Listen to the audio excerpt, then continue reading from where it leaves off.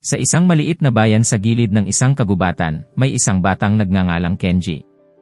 Siya ay laging masayahin, ngunit may isang bagay na palaging nagpapalungkot sa kanya, ang puno sa harap ng kanilang bahay.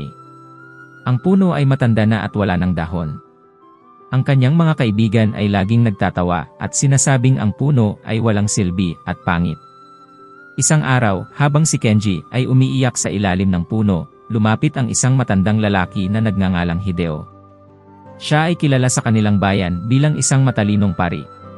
"Kenji, bakit ka umiiyak?" tanong ni Hideo. "Ang puno pong ito ay pangit at walang silbi. Pinagtatawanan ako ng aking mga kaibigan dahil dito," sagot ni Kenji. Ngumiti si Hideo at sinabing, "Kenji, nais kong ibahagi sa iyo ang isang lihim tungkol sa puno na ito. Halika, samahan mo ako." Dinala ni Hideo si Kenji sa ilalim ng puno at sinabi, "Tingnan mo ang mga ugat ng puno na ito.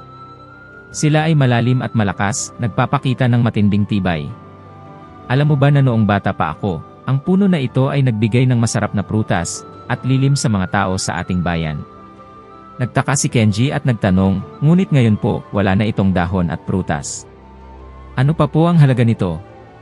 "Ang puno na ito," sabi ni Hideo, "ay nagbigay ng lahat ng meron siya para sa iba.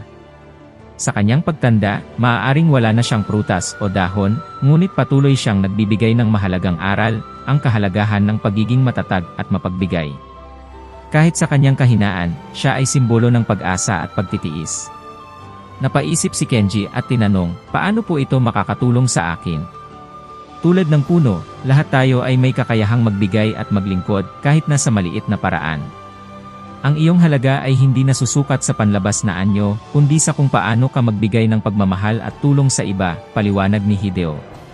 Mahalaga na makita mo ang kagandahan at kahalagahan sa bawat nilalang, kahit na sa mga bagay na tila walang silbi sa unang tingin.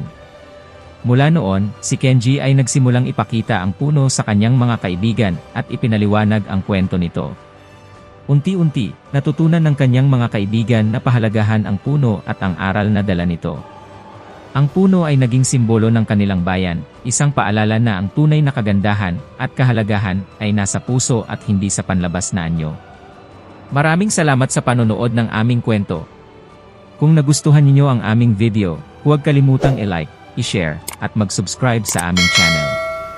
I-click na rin ang notification bell para lagi kayong updated sa mga bagong videos na aming ilalabas.